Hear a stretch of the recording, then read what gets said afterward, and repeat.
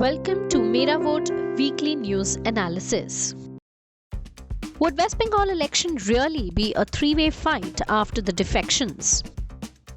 West Bengal polity has over the past few months saw something which was not unexpected in its occurrence but in its scale. Around 40 political leaders have jumped the boat from TMC and have switched to BJP.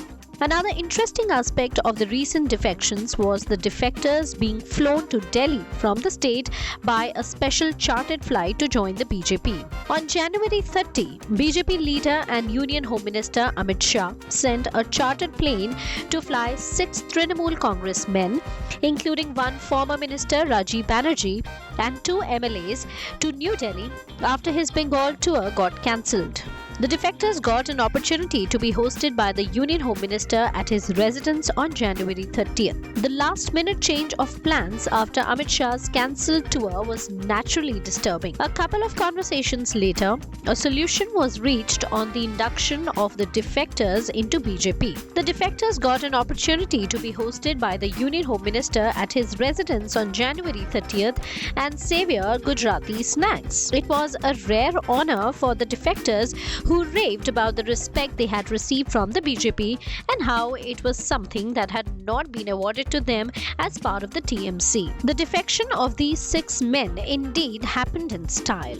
The others who joined the BJP with Rajiv Banerjee were expelled Trinamool MLA Beshali Dalmia, former mayor of Havra Ratin Chakrabarti, MLA Prabir Ghoshal, former chairman of Ranaghat Municipality Parthasarthi Chattopadhyay, and actor Rudranil Ghosh. But as for the other 30 odd TMC defectors who were supposed to join the party in the presence of Shah, their initiation in the saffron camp happened rather unceremoniously the next day, with their names being read out in the presence of Union Minister Smriti Irani. Another special case was that of Suvendu Adhikari. Ex-TMC leader Suvendu Adhikari joined BJP with Amit Shah in attendance at a rally. Adhikari was introduced to BJP with a thunderous applaud from the huge crowd present at Shah's rally in Midnapur Collegiate Ground. At the rally, many other fence-seating turncoat leaders had switched to BJP from other parties in Bengal like TMC, Congress and Left. 9 MLAs, 6 from TMC, 1 from CPIM, 1 from CPI and 1 from the INC joined BJP. One sitting and a former TMC MP also defected to the BJP camp. The leaders who switched loyalty to BJP along with Adhikari at the Midnapur rally are Banasri Mehti, MLA of TMC from Kontai North, Tapsi Mandal, MLA of CPIM from Haldia Purba, Ashok Dinda, MLA of CPI from Tamluk, Sudeep Mukherjee of INC from Purulia, Biswajit Kundu of TMC from Kalna, Saiket Panja of TMC from Burdwan Purba, Shilbhadra Datta of TMC from Barakpur, Dipali Biswas of TMC from Gajol Malda, Sukra Munda of TMC from Nagarkata Jalpaiguri. The MP of Burdwan Purba, Sunil Mandal, followed the suit, kept his allegiance to Adhikari and joined into BJP. SP Mukherjee, an ex-parliamentarian, had travelled to the venue of the mega rally at Midnapur from Kolaghat. Some other prominent faces in TMC who switched sides to BJP at Midnapur were Colonel Diptangshu Chaudhary, Ashish Datta and Bappa Majumdar from Alipurdwar. Kartik Pal and Prafulla Burman from Uttar Dinajpur. Former MLAs in Dakshin Dinajpur, Satyen Ray and Debashish Majumdar and others were also among the defectors. After the exit of Suvendu Adhikari, MLA Jitendra Tiwari had exited the TMC party, stating that he has not been allowed to work for the people. But within 24 hours of his resignation, Tiwari had returned to the TMC fold, saying that he had made a mistake and urged the party leadership to not accept his resignation. BJP has gone to the Bengal, which goes to the poll in the early half of 2021 with all guns blazing. The party has been buoyed by the recent defections from the TMC. Many have observed that the defections are in fact auto-cleansing of the dirt within the TMC.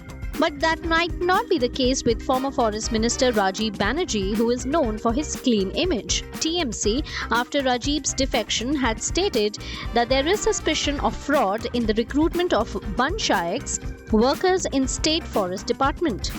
Rajiv had retorted to the allegations, stating that he was being forced to recruit TMC cadres into the profile. He had hence delegated the work to a recruitment board, which is now under investigation by the TMC government. The BJP would capitalize on these defections to propel its expansion in West Bengal.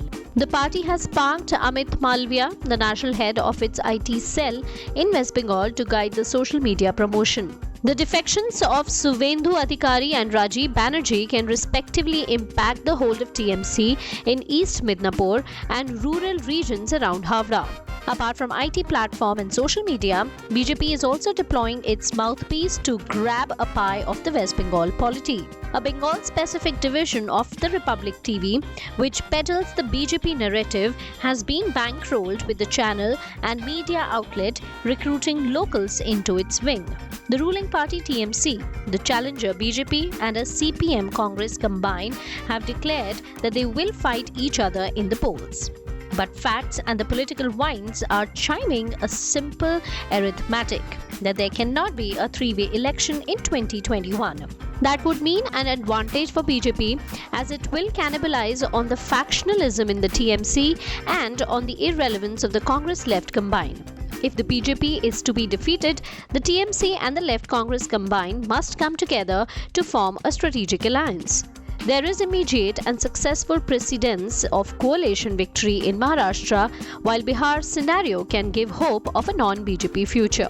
Such a three-way alliance is going to ensure, mathematically speaking, an unassailable political behemoth. It will also be electorally insurmountable, even if the BJP unleashes its most diabolic campaign.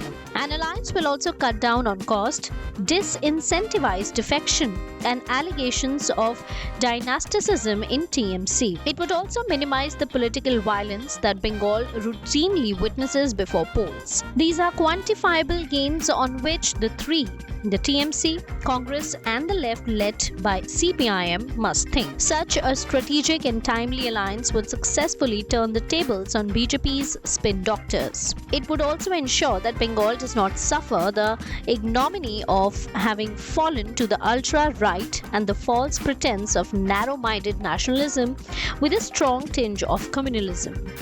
Ultimately, it would rest on the people in West Bengal to choose between the somewhat chaotic, mismanaged work of TMC, which has pulled Bengal on top of the charts in areas like nutrition, education, state GST collection, despite a paucity of funds, or the centralized agenda of BJP, which runs on broad-based propaganda and polarization with feeble economic outcomes. That's it for today. Keep watching The Space for more news analysis.